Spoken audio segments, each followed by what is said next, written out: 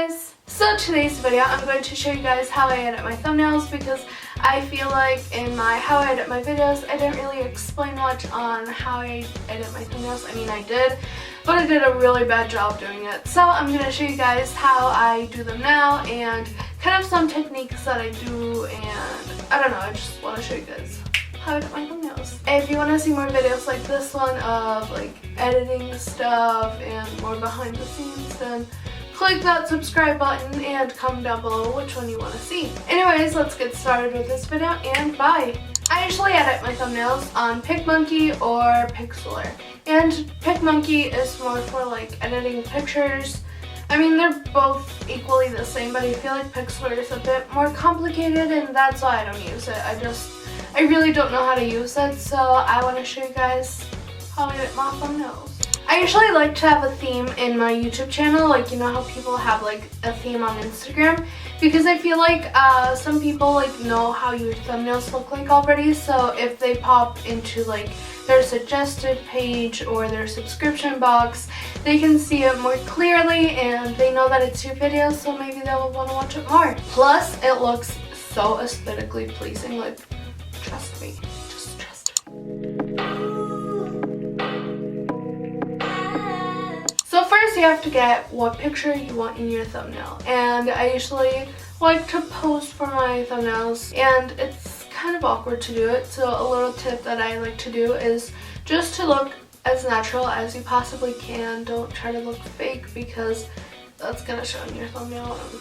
No go. Another thing that you want to keep in mind is to put yourself in the thumbnail, because research shows that if you put yourself in the thumbnail, or in a picture, I guess, if you show your eyes basically, people are most likely to click on your thumbnails. So I would put yourself or in your thumbnail just so people look at you, you know.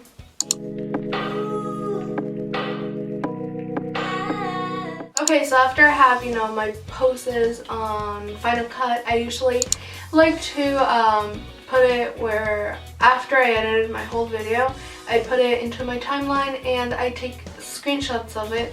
If you click Command-Shift-3, I like to make it big and just take a whole screenshot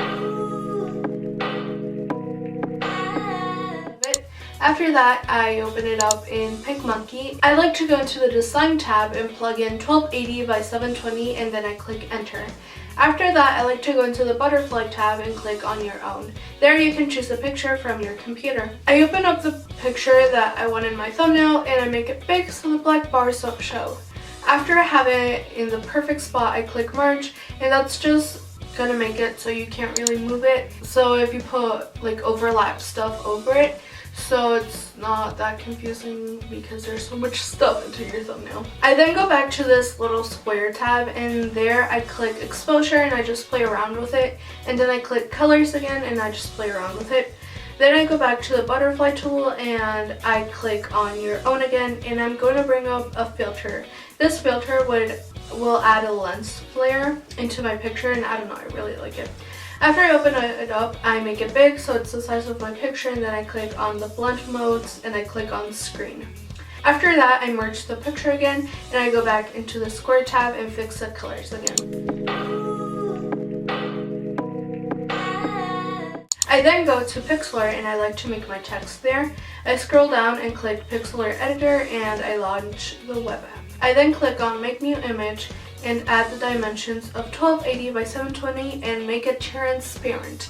It's really important to make it transparent because if you don't, there's going to be a white thing behind it and you're not going to be able to use it on your thumbnail. So remember to click on transparent to make it a PNG. After that, I click on the text tool and I choose a font. I usually like to use Luna or Vivos News.